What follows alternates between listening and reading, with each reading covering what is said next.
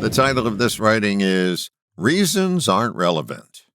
Perhaps you've noticed that we create reasons for everything. There's rarely an absence of reasons, and when there is, we use this catch-all piece of nonsense. Things happen for a reason. No, they don't. Never have, never will. Apply a bit of logic, and you'll see that piece of reasoning is born out of fairy dust. The way our brain is wired has us experience an event first, and then reason about it second. Reasons don't cause reality. They interpret it. The phrase most used under this reasoning umbrella is, "It was God's will." What a hubristic statement that is. That means we are assigning a human trait to our version of the Almighty.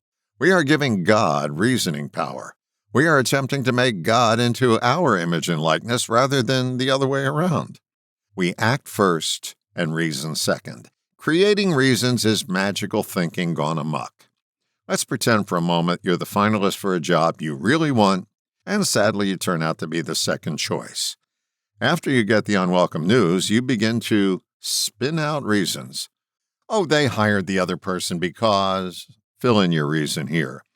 Notice that you can list reasons all day long and still have some left over.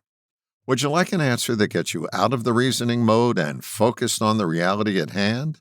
In the job scenario listed before, one of the answers that accomplishes this goal is, I didn't get the job. Please notice the period at the end of that sentence. I didn't get the job. Let the period be your reminder to stop. The minute you begin the next sentence, you go into the never-ending land of reasoning, and with each step, you move farther away from reality. Start training yourself to answer why questions with a verifiable fact. We look for reasons to validate or mitigate our feelings about an occurrence.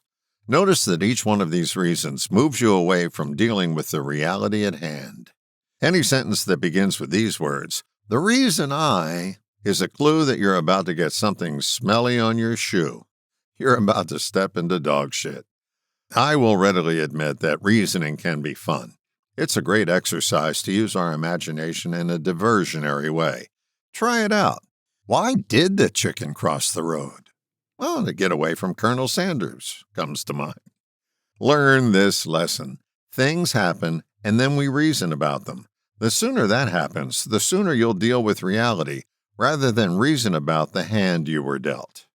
It's not an easy lesson to learn, but a necessary one, especially if you want to function better in the world as it is, rather than pretend you live in one that isn't. All the best, John.